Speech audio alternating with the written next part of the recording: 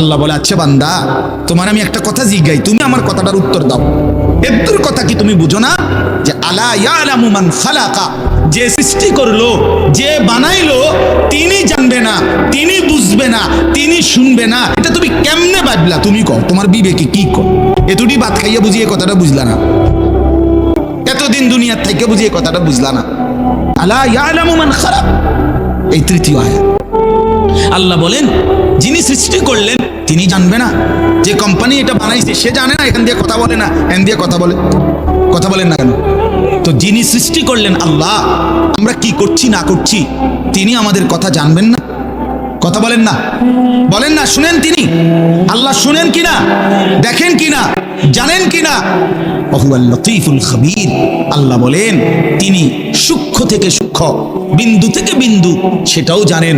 খবীর, পুরা সৃষ্টির খবর একসাথে তিনি পূর্ণ রাখেন।